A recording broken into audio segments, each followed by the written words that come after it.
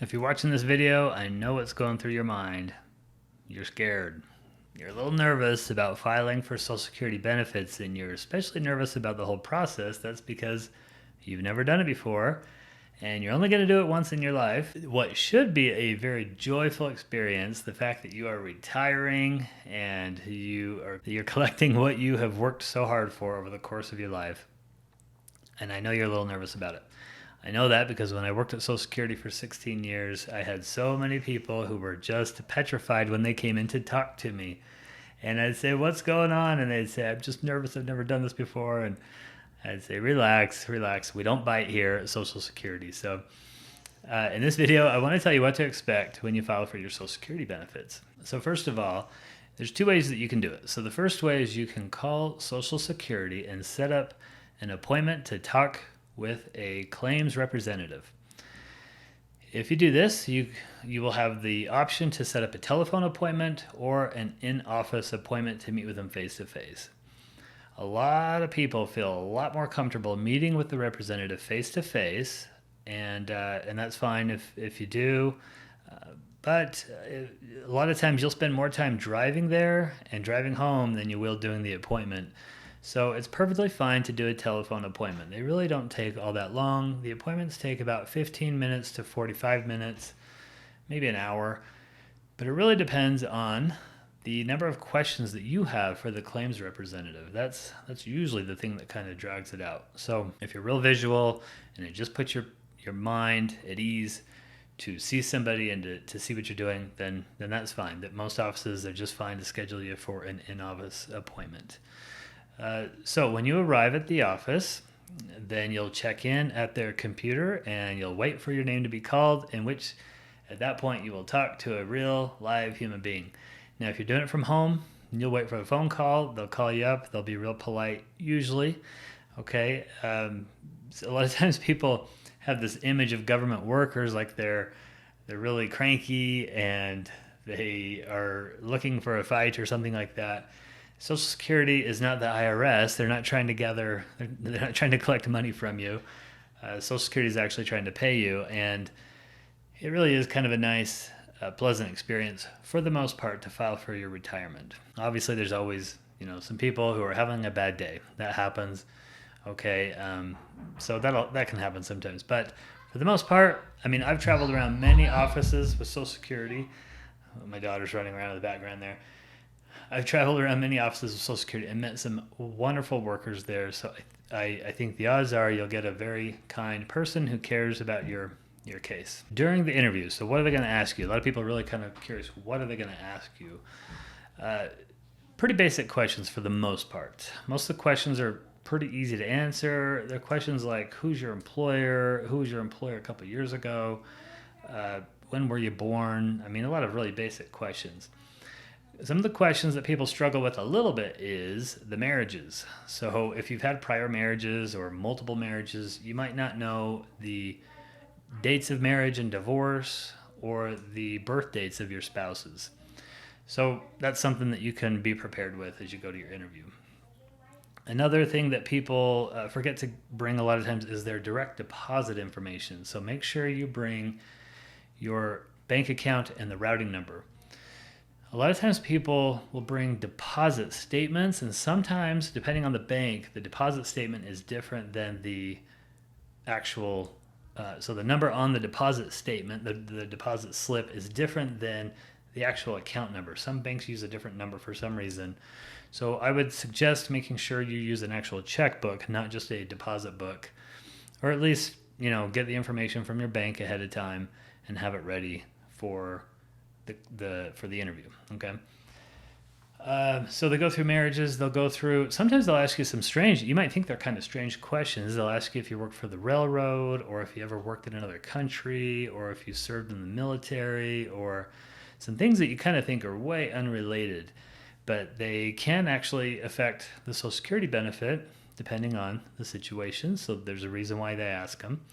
A lot of the questions that they're asking, like when they ask about marriages, prior marriages, if you've ever been married to somebody who passed away while you were married to them, if you have any minor children, if you have any disabled children, The reason why they're asking those questions is because they're looking for potential benefits, either for you or for the other person.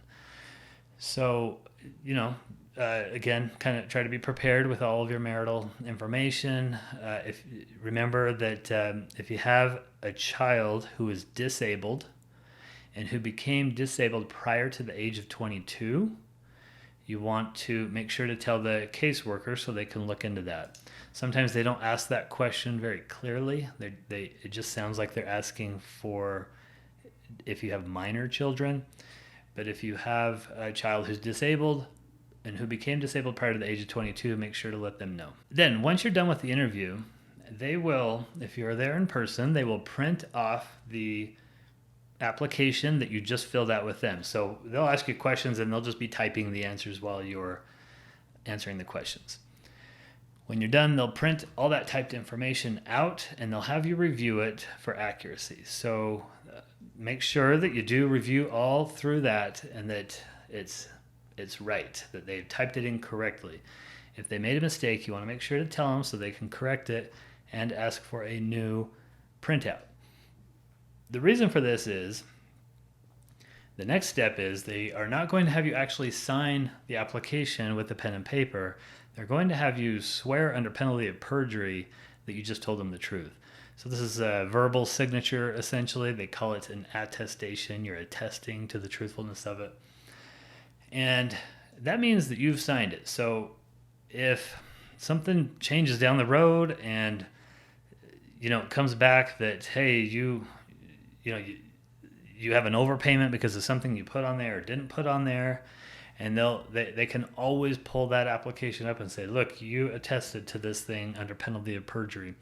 So you do want to make sure it's accurate. Now, some of the things are just so minor, they really don't matter. Like if you don't remember the exact day you got married to somebody, but you give an approximate, that's fine, because when they ask you if you're attesting under penalty of perjury, they're asking for the best of your knowledge. Okay, so if you clearly are lying about something, that's a different story. So you do just want to look through it, make sure it's accurate, but you don't need to be overly, sensitive about every little thing that they put on there. Some of the verbiage that the system prints out is not something that the claims representative can change, and it's a little quirky the way they word it. So have a little bit of sense there. Okay.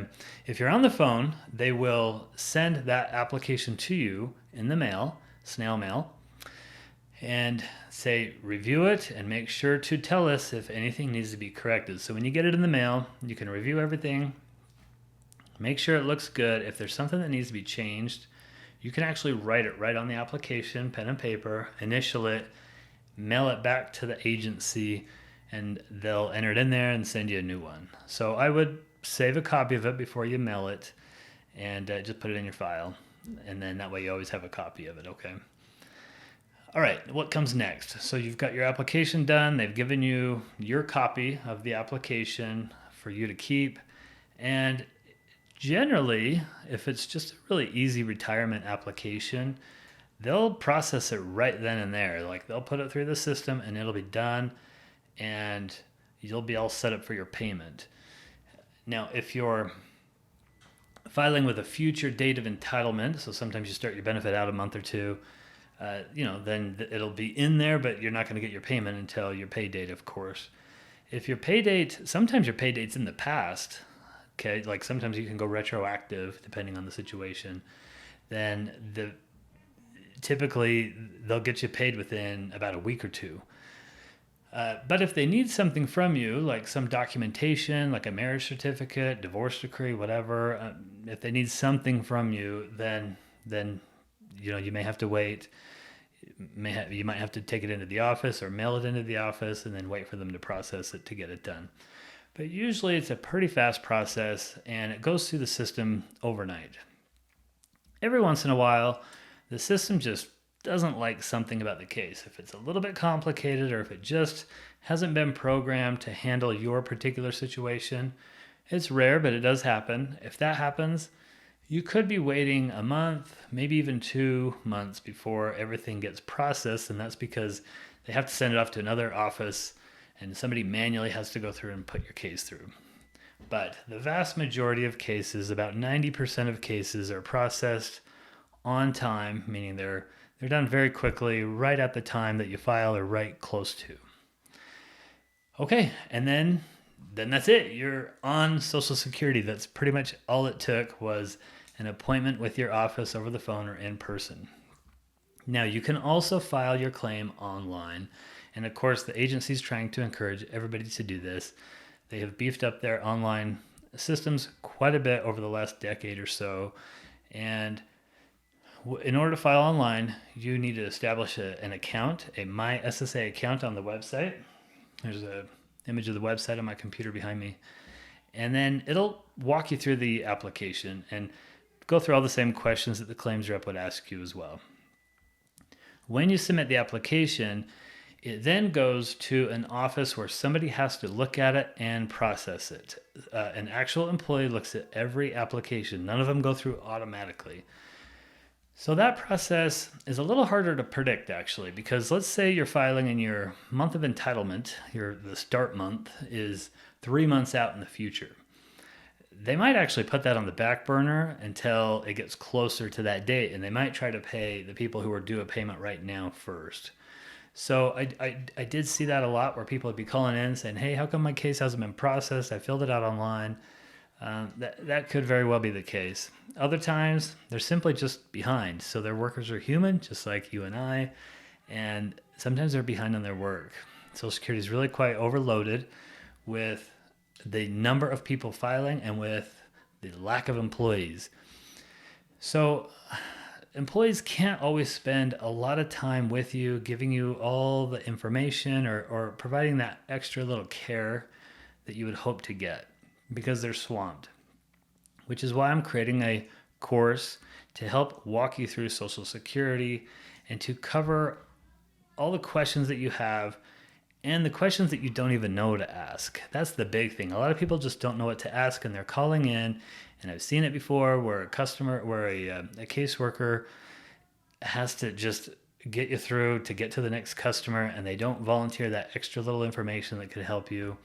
So that's what I'm trying to create here with my program, is something to really hold your hand as you go through the process so that you feel better and more prepared about it. Again, you don't know what to ask a lot of times. I know the ways to try to get you the extra benefits and to take care of your particular situations. So I know Social Security. I'm not a financial advisor. I do Social Security and Medicare. And so if you want more, check out the link in my description.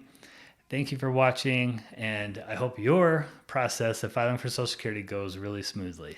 Thanks.